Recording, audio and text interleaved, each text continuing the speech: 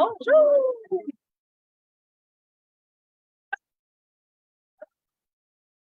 Comment ça va? Ben, écoutez, le mode musique.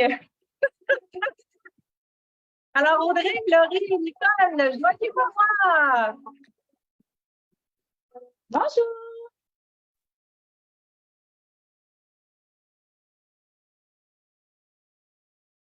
J'ai réussi à fermer le son. Bonjour tout le monde!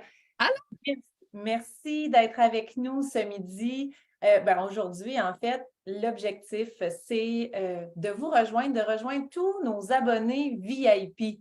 VIP, ça veut dire ceux qui alimentent leur vision innovante et pédagogique avec nous autour de l'utilisation de Scoop. Et l'objectif de cette rencontre-là, c'est de vous permettre d'utiliser de manière optimale tout ce qui vous est proposé dans Scoop. Fait que bienvenue! Vous êtes même plus de 18 000 abonnés partout dans la francophonie internationale. Nicole, je sais que tu voulais les saluer. Oui, oui. Donc, moi, j'ai le bonheur d'accompagner nos abonnés qui sont de la francophonie canadienne et internationale. Donc, nos abonnés sont de Lester B. Pearson, de la commission scolaire anglophone ici au Québec. On a le conseil scolaire Viamont en Ontario qui est abonné, le district scolaire francophone Nord-Est du Nouveau-Brunswick, le CSNO en Alberta, le conseil scolaire francophone provincial du Labrador et de la Terre-Neuve-Labrador. Donc, bienvenue à tout le monde. On est très, très heureux de vous avoir avec nous. Définitivement, merci à toute notre communauté internationale d'utilisateurs de notre service Scoop. Puis pour ceux qui se joignent à nous puis nous connaissent un peu moins, on va commencer par le commencement. On va se présenter. Qu'est-ce que vous en pensez? On vous invite aussi sur Facebook, en même temps qu'on commence à faire les présentations, à vous présenter. Vous êtes d'où? Depuis quand vous utilisez Scoop? Qu'est-ce que vous aimez? On souhaite vous entendre. Donc, allez-y. Puis moi, je vais vous partager mon écran parce que je souhaite que vous puissiez voir ce qu'on fait d'extraordinaire et on l'a tout mis en visuel pour vous. Voilà!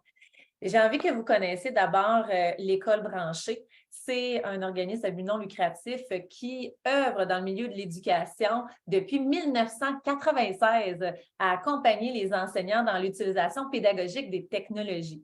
Puis à partir du moment où vous faites connaissance de l'École branchée ou de notre équipe, ce que je souhaite, c'est que vous nous considériez comme votre allié dans le développement de votre expertise professionnelle à l'ère du numérique. Fait que c'est ça. Puis nous, on croit définitivement que tous les défis à l'ère du numérique sont d'abord humains, ils sont aussi relationnels. Donc, c'est toujours comme ça c'est ce qu'on garde en tête, en fait, quand on travaille avec vous. Mais je vais me présenter également. Donc, moi, c'est Stéphanie Dionne. Je suis directrice au développement et ça fait déjà 20 ans que je contribue à l'intégration des technologies en éducation.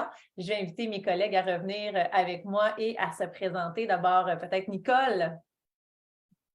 Bonjour, moi, c'est Nicole Arsenault. Je suis déléguée pédagogique avec l'École branchée. Moi, ça fait un petit peu moins longtemps que Stéphanie que je suis là. Ça fait une grosse année.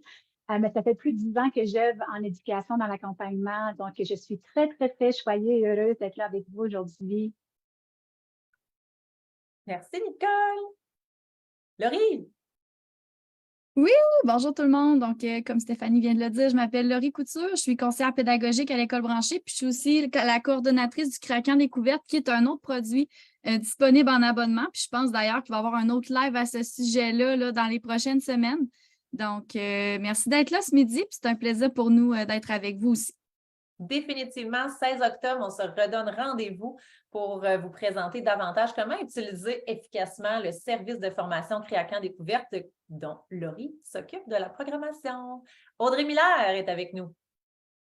Oui, bonjour. Donc, oui, Audrey Miller, je suis la directrice générale de l'École branchée, l'éditrice du magazine et plus spécifiquement en lien avec Scoop, j'ai le bonheur d'être la co-créatrice de ce magnifique produit dont j'ai très hâte de vous parler tout à l'heure.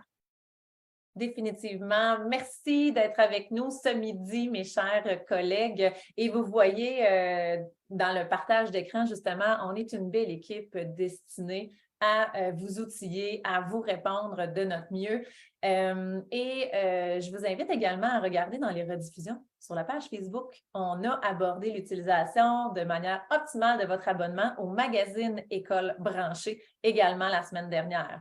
Donc, merci encore d'être avec nous. Puis l'objectif de cette rencontre-là, je l'ai dit tantôt, mais on va continuer avec le programme de la journée. C'est vraiment de vous permettre d'utiliser de manière optimale tout ce qui est à votre portée dans les guides pédagogiques de Scoop. Donc, ce midi, je vais vous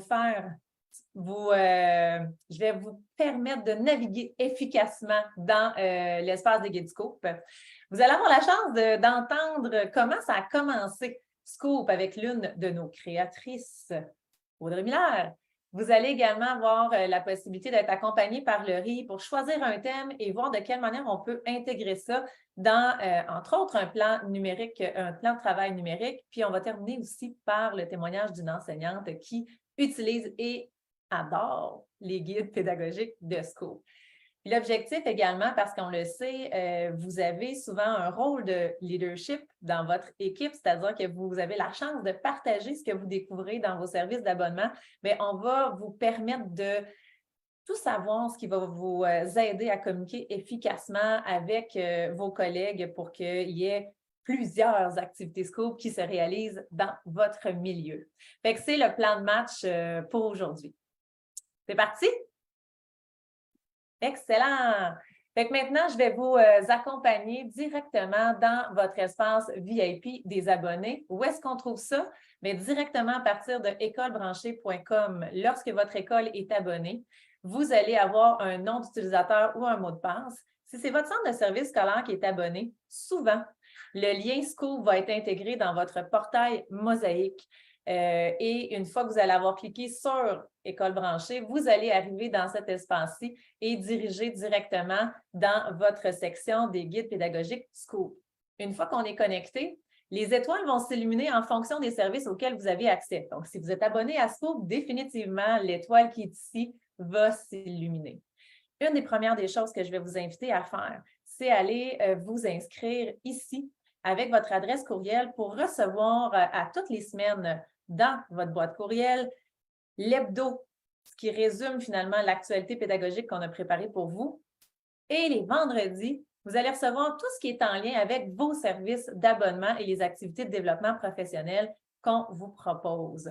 Donc, allez-y tout de suite aujourd'hui, pendant que vous y êtes, allez sur École branchée et vous inscrire à l'hebdo.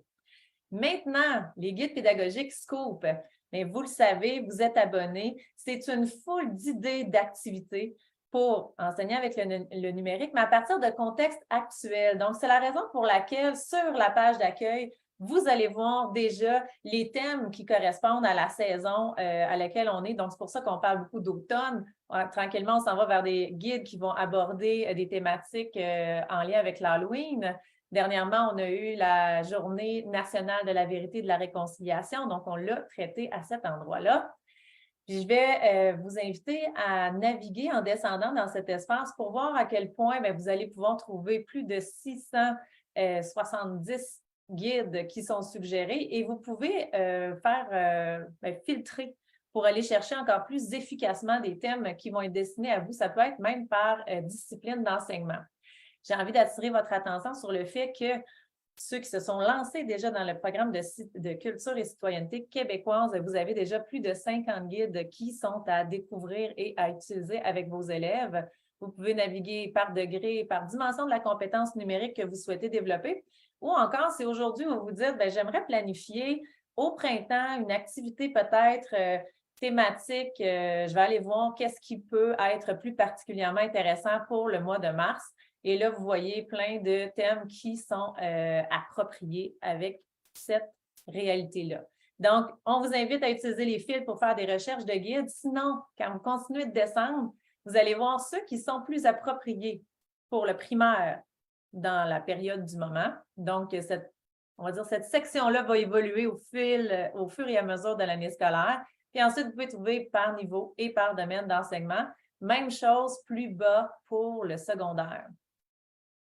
Fait que voilà, c'est ce qui fait le tour de la page, la table des matières finalement. Je vais juste remonter jusqu'en haut. Puis je veux juste vous faire découvrir de quelle manière est composé un guide. Puis vous allez voir qu'avec Laurie, là, vous allez approfondir encore plus l'utilisation, on va dire, dans un contexte d'enseignement des guides. Mais déjà, je vais vous montrer, quand vous allez arriver dans un guide, vous allez voir le contexte qui vous est présenté. Tout de suite, on va vous situer sur le niveau d'enseignement, les dimensions de la compétence numérique que vous pourriez développer en réalisant l'une ou l'autre des activités proposées et discipline et matière à laquelle c'est plus approprié. Contexte, souvent, c'est dans cette section-là qu'on va cibler pour vous de l'information validée, recherchée par notre équipe pédagogique. Il va y avoir aussi des contenus vidéo que vous allez pouvoir utiliser dans la réalisation de vos activités. Et c'est là qu'on va vous proposer l'activité numéro 1, les territoires touristiques mis en valeur. On vous donne certains liens, certains outils pour réaliser l'activité et ensuite, bien, on vous guide. Qu'est-ce que vous pourriez faire avec cette activité-là? Et bien entendu, vous pouvez les adapter en fonction des outils technologiques qui sont disponibles dans votre milieu ou encore du niveau où vos élèves en sont dans leurs compétences numériques. Bref, à vous de l'adapter, mais c'est un point de départ dans lequel vous avez déjà des outils, des ressources d'information intéressantes et pertinentes à utiliser. La deuxième activité, des couleurs payantes, discipline français. Et la dernière, budget lié aux activités saisonnières. Donc, vous avez un super guide qui vous propose 3 activités à réaliser au secondaire en lien avec la thématique de l'automne.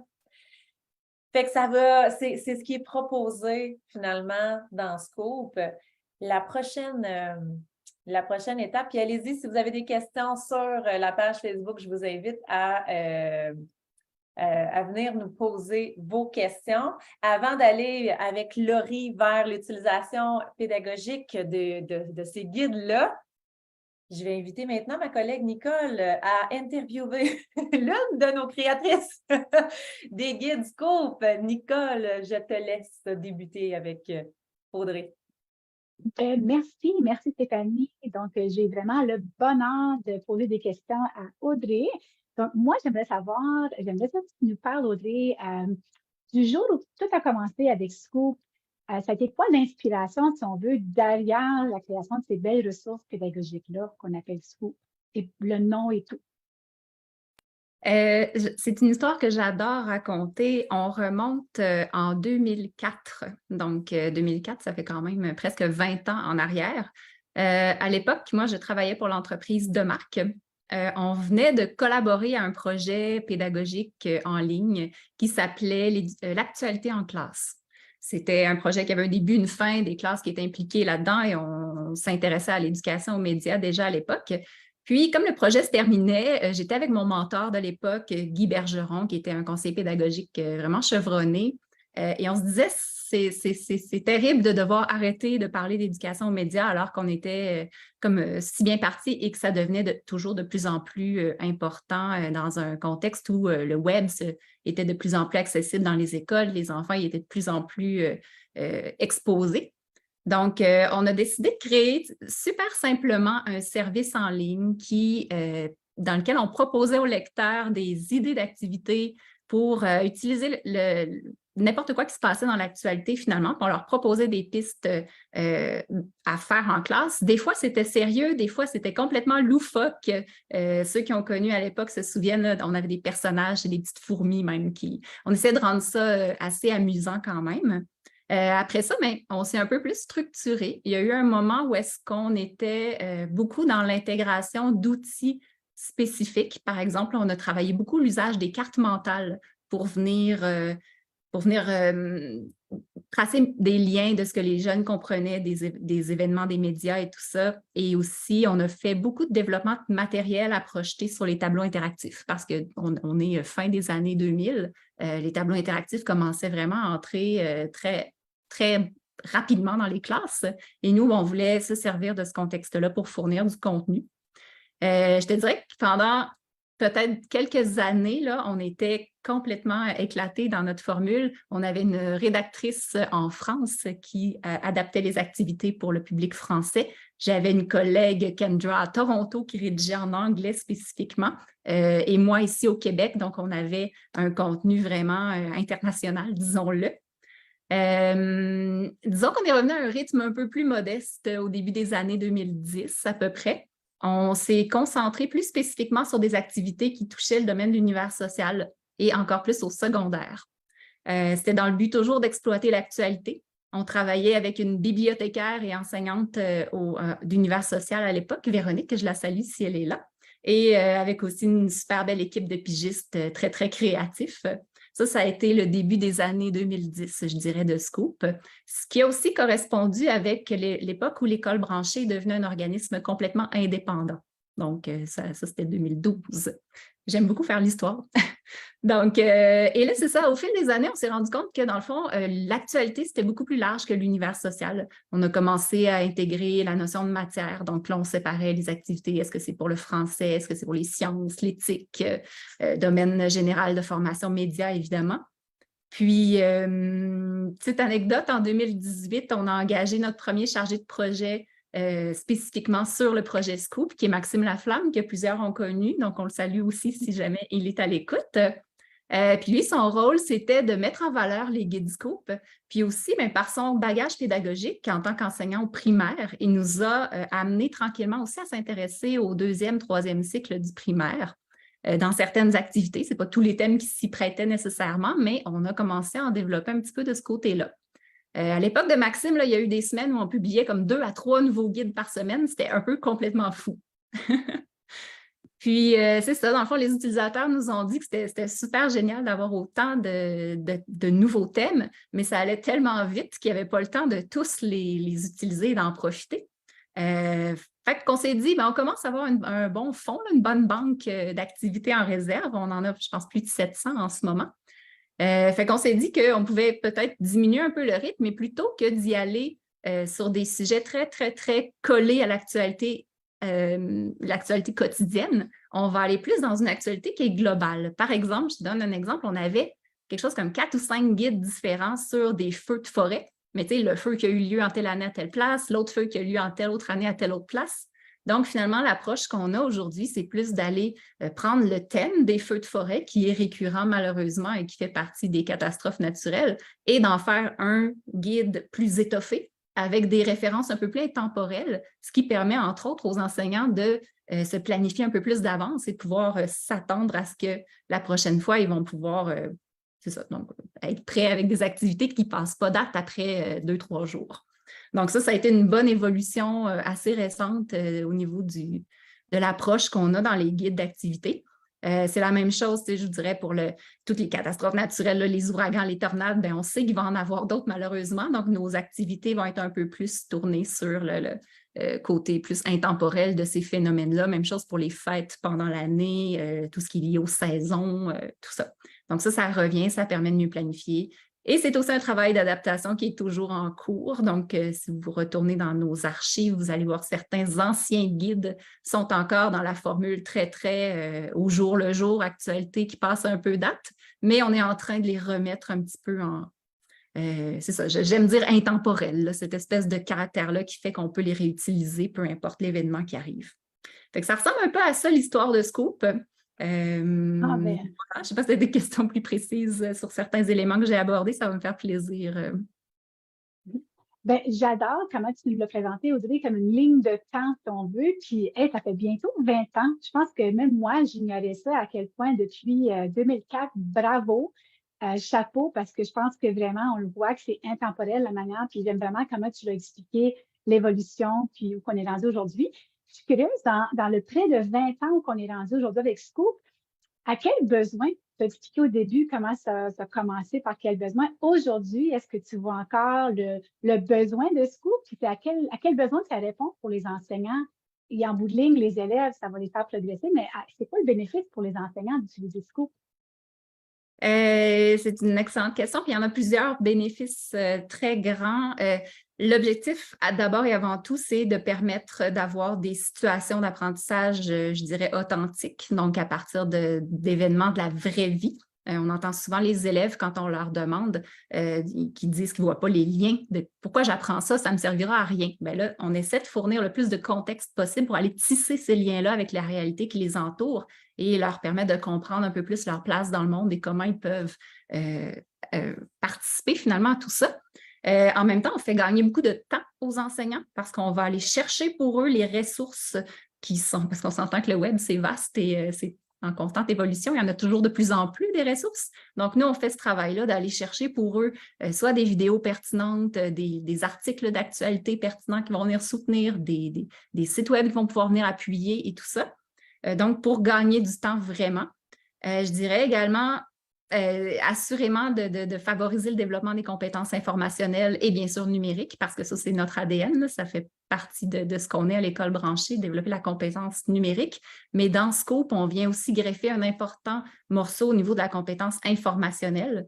Puis on sait que dans cette époque où on est en ce moment, où est-ce qu'on commence à bloquer l'accès aux médias sur les réseaux, où est-ce qu'on est le plus en train de s'informer, ça devient drôlement essentiel de continuer à faire ce travail-là, de développer l'esprit critique, d'apprendre aux jeunes comment consulter des médias, comment s'informer et tout ça. Puis après, bien, de pas juste consommer, mais de devenir créateur de contenu à partir de toute cette information-là qui les entoure. Donc, je dirais que c'est un peu ça, là, les objectifs de Scoop. Je les ai un peu élargis, là, mais en gros, c'est vraiment sauver du temps, favoriser le développement de la compétence numérique et le développement de la compétence informationnelle. J'adore tes réponses. C'est vraiment magnifique. J'adore tes réponses, Audrey. Puis merci d'avoir apporté ça. Puis je pense qu'on va poursuivre avec le reste de la programmation. Donc, merci, Audrey. Très intéressant. Yes! Maintenant, Laurie, de façon encore plus, je dirais, concrète, de quelle manière est-ce qu'on met ça en action ou du conseil aux enseignants de le mettre en action? Mais d'abord, toi, tu as été une utilisatrice, dans le fond, de ces guides-là. Je te laisse poursuivre. Oui. Ben, quand je me présente des fois, j'aime bien dire que je suis un produit du produit, dans le sens où, avant d'être à l'école branchée, j'ai utilisé vraiment beaucoup le magazine pour mon développement professionnel et les guides Scoop dans mon enseignement.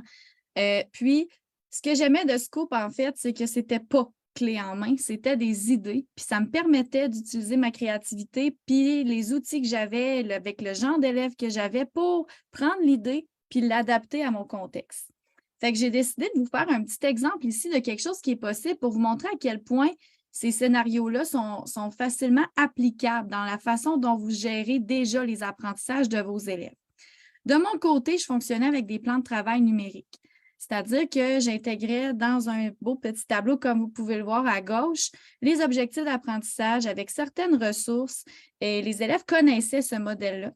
Fait que quand je faisais un guide Scoop, ce que j'aimais, c'était l'intégrer justement dans un plan de travail comme ça. Puis je vous ai fait un exemple avec le dernier guide qui vient de sortir, qui est À la rencontre de Dracula. D'ailleurs, À la rencontre de, c'est une collection de guides qui sont destinés à vous faire connaître des personnages fictifs comme Dracula ou encore là, des personnalités qui ont marqué l'histoire d'une quelconque façon. Fait que je vous invite à aller les voir. La particularité de ces guides-là, c'est qu'ils sont très courts. Donc, c'est souvent seulement 1 ou 2 activités qui travaillent soit la recherche d'informations puis la synthèse de ces informations-là, donc préparer les élèves à faire des recherches efficaces, les sensibiliser aux bonnes ressources, là, puis comment faire une recherche pour que ça réponde vraiment à notre intention de recherche, et aussi qui vont travailler tout ce qui est infographie et rédaction. Donc, ça peut peut-être plus se prêter au français à l'univers social, si on veut. Puis celui-là, dans le fond, l'activité numéro 1 qui est proposée, c'est un peu à la façon dont l'auteur de Dracula, le créateur du fameux roman, le Bram Stoker, a fait. C'est qu'il s'est inspiré d'un ancien roi, donc c'est Vlad III qu'on surnommait Dracula pour créer son personnage. Mais on s'entend qu'à la base, ce roi-là n'était pas un vrai vampire parce qu'un vampire, c'est une créature mythique. Ah! Donc, et c'était... je vous annonce que les vampires n'existent pas, je suis désolée. Édouard Cullen ne viendra pas vous voir. Donc, l'idée ici, c'est de demander aux élèves de s'inspirer des informations qu'on a sur ce qu'est un vampire, donc la description qu'on a. Fait qu'on peut faire une tempête d'idées, de parler avec eux de ce que c'est quelque chose de fantastique, de mythique, et de les inviter à réfléchir à un personnage ou quelque chose un personnage qui existe ou qui n'existe pas, et de le vampiriser dans le sens où est-ce qu'on va lui donner des caractéristiques de vampire. Et je me suis amusée avec le nouvel outil d'intelligence artificielle dans Canva qui nous permet, c'est le studio magique, qui a 3 volets.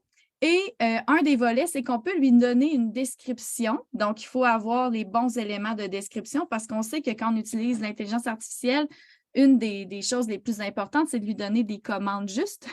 Donc, de faire une description du vampire qu'on aimerait qu'il crée pour qu'après ça, on puisse avoir une image et éventuellement créer une description, l'écrire ou bien encore l'enregistrer sous forme de balado.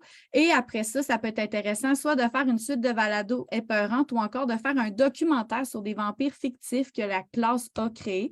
Puis le documentaire, c'est un genre descriptif qui est à l'étude en secondaire 1. Donc, le texte descriptif là, en français. Donc, si vous regardez l'image que ça a générée, vous pouvez facilement deviner que moi, le personnage que j'ai choisi, c'est Hulk, que j'ai rendu en vampire, parce que de ce temps-ci, à la maison, Hulk a je ne sais pas ce qui se passe, mais Hulk est très populaire là, avec mes enfants. Donc, c'est le premier qui m'est venu en tête, puis je me disais que ça allait être assez loufoque, là, ce que ça allait éventuellement créer. Et donc, c'est l'activité qui est là. Et pour amener mes élèves à la réaliser, parce qu'on se souvient que les élèves n'ont pas accès à la plateforme Scoop, c'est moi comme prof qui peux aller trier ce que je veux leur donner et tout, j'ai regardé exactement comment j'allais guider cette activité-là. Fait qu'en regardant le guide, je me suis dit qu'on allait probablement observer ensemble la vidéo qui explique ce qu'est un vampire. J'allais leur demander de consulter un site web à partir d'un code QR pour aller valider les informations qu'on a sur les vampires, les différentes caractéristiques physiques. Et après ça, je les guidais vers ce plan de travail-là, où est-ce qu'on va avoir les étapes là, pour rédiger éventuellement la description ou encore enregistrer la balado à l'aide d'un outil de notre choix. Parce que je rajoute un autre élément. Dans les guides Scoop, on vous envoie aussi souvent vers des répertoires d'outils qu'on a fait à l'école branchée pour vous, qui sont selon des intentions. Donc, créer une infographie, créer une balado, créer une présentation, dessiner sur l'écran. On fait un petit recensement des outils disponibles, puis vous pouvez aller les consulter pour choisir celui-là qui fit le plus, qui va le plus avec la façon dont vous avez de travailler les contenus et les outils que vous avez directement dans votre école. Donc, c'est une façon de l'utiliser, c'est-à-dire que si vous utilisez des plans de travail, ça se fait facilement, ça se transpose facilement. Si vous êtes plus en modelage, étayage, pratique autonome, pratique guidée, ça se prête bien. Si vous êtes plus en station, en atelier, code QR, ça se fait bien aussi. L'important, c'est juste d'aller cibler les bons éléments que les élèves vont devoir faire et de bien aussi encadrer là, le travail, puis de réfléchir à la preuve d'apprentissage qu'on peut aller chercher avec ça. Quelle bonne façon de guider nos abonnés à utiliser de manière efficace, dans le fond, la richesse de toutes ces activités-là qui sont proposées dans Scoop. Laurie, c'est wow! Et puis, je vous laisse poursuivre. Je dois malheureusement quitter. Je vous souhaite une belle fin de dîner. Puis, merci beaucoup. Puis, si jamais vous avez des questions sur la façon dont vous pouvez utiliser Scoop, n'hésitez pas à nous écrire. On comprend les différents contextes. On est issu du milieu de l'éducation. On parle le même langage. Donc, n'hésitez pas. On a sûrement une façon de vous accompagner d'une façon ou d'une autre. Bonne fête de dîner! Merci, Laurie!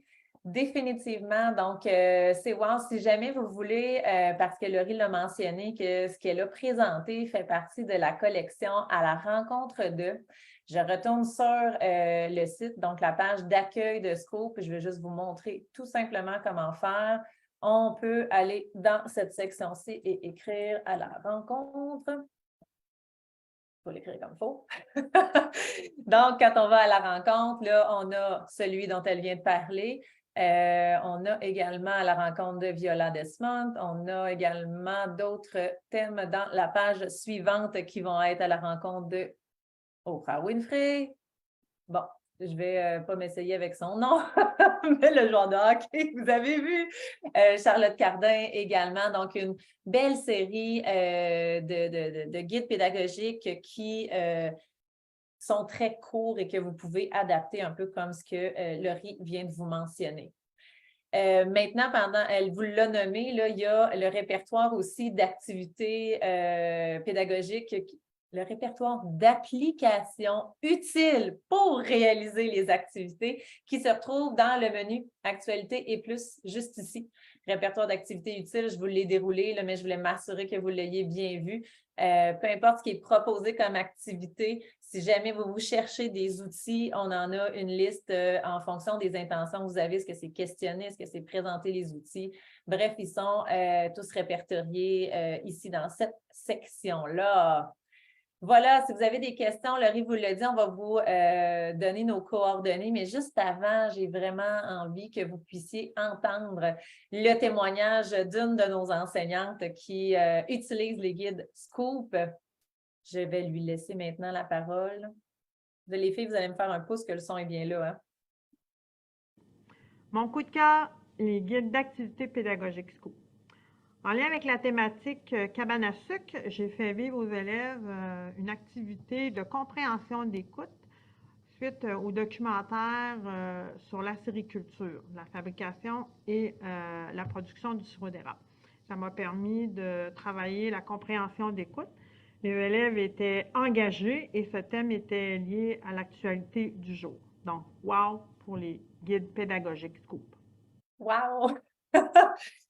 J'aime ça, puis ce qu'elle a dit, c'est qu'elle a utilisé l'activité cabane à sucre de son école en se disant qu'est-ce que moi je peux aller faire pour, là j'ai envie de dire, surfer sur l'intérêt de ses élèves qui, pour plusieurs, connaissaient pas tant le sirop d'érable et encore moins comment est-ce qu'on le produisait. Donc, elle a réalisé une des activités proposées dans le guide sur la sériculture. Donc, je vous invite à faire comme elle. Voyez quels sont les thèmes dans l'année que vous voulez aborder. Voyez les sections d'actualité qui s'offrent à vous et allez les utiliser au maximum pour les adapter à votre réalité. Et un des bons conseils que moi, je retiens, puis vous nous direz dans le bas de la capsule Facebook, dites-nous, c'est quoi le conseil que vous avez retenu suite au partage de ce qu'on vient de faire avec vous.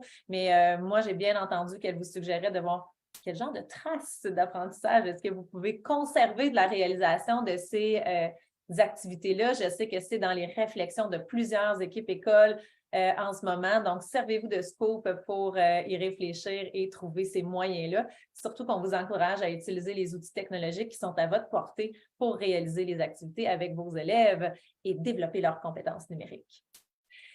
Maintenant, on souhaite que vous soyez au mieux outillés pour communiquer avec vos équipes écoles sur l'utilisation des activités Scoop. Nicole, qu'est-ce que tu dirais qui est à leur portée particulièrement? Qu'est-ce qui est à leur portée particulièrement? Ben, en fait, je vais aller aussi repartager dans le fond le site, comme ça va nous permettre d'avoir un visuel sur ce qu'on peut utiliser. Ben moi, ce que je voulais faire en retour, puis c'est un peu, Laurie l'a vraiment bien dit, au début, elle a dit, elle, quand elle était prof, que c'était pas un clé en main. En fait, pour elle, c'était pas un clé en main parce qu'elle pouvait prendre sa créativité, puis je le dis souvent, puis c'est ça le commentaire que j'entends beaucoup, que les gens aiment, qui peuvent se l'approprier, se l'adapter. Puis dans le fond, même si c'est visé pour, disons, les 3e, 4e années, donc le 3e cycle du primaire et le secondaire, il y a beaucoup de profs qui aiment ça parce qu'ils peuvent l'initier même aux plus jeunes. Ils font juste simplifier le langage. Donc, c'est vraiment adaptable. Moi, en tant que maman, mon petit bonhomme qui est en première année, je l'utilise avec lui quand même pour l'initier à certains mots de vocabulaire, des choses comme ça. Donc, c'est quelque chose qui est très apprécié. Tu devais le garder à l'envers aussi. Même pour les adultes qui sont dans les centres pour adultes, qui sont en francisation, le Scoop est très, très, très apprécié parce que ça permet, surtout la série à la rencontre d'eux et ainsi de suite, ça permet des belles discussions, ça ouvre le dialogue. Donc, c'est vraiment à la portée de tous. C'est quelque chose qu'on se fait dire régulièrement que les gens apprécient. Oui, je vais retenter mon partage. J'ai eu l'impression que je n'avais pas définitivement le bon écran. Puis, Stéphanie, si je peux ajouter, parce que j'ai remarqué tantôt, notre filtre, puis avec avec les mots-clés dans l'engin de recherche. On a au-dessus de 600 guides Scoop. Des fois, quand on cherche quelque chose de très précis, un petit truc pour les gens qui font les recherches, c'est qu'ils peuvent mettre les expressions en guillemets. Donc, ça fait en sorte qu'ils vont cibler juste comme à la rencontre d'eux. Ils vont voir que ces mots-là. Donc, c'est une façon de rendre ça plus facile, la recherche. Donc, c'est vraiment le fun d'avoir accès à cette belle banque de recherche-là. Définitivement, très pertinent. Puis pour aller un peu plus loin, admettons que vous voulez lancer l'utilisation de Scoop en équipe école, vous pourriez utiliser un temps où vous êtes en équipe pour aller voir cette formation-là qui est juste dans le bas du site finalement de Scoop. Vous avez une formation de 50 minutes en format Créacan découverte en rediffusion. Donc, comment bonifier sa planification tout en développant la compétence numérique des élèves. Vous pourriez également partager ce que notre collègue Sylvain Duclos présente sur Scoop. Et on a la même chose également là, qui est présentée là, en anglais parce qu'on sait qu'on a des abonnés en anglais, donc on l'a présenté ici. La dernière des choses que je vais vous réinviter à faire parce que je l'ai fait en commençant la visite de votre espace des abonnés, allez vous inscrire à l'infolette DevProf. En la recevant le vendredi, vous allez voir quels sont les thèmes qui sont en vedette et on va continuer de vous outiller efficacement pour profiter au maximum de toute la richesse des activités qui sont là. Et la dernière des choses...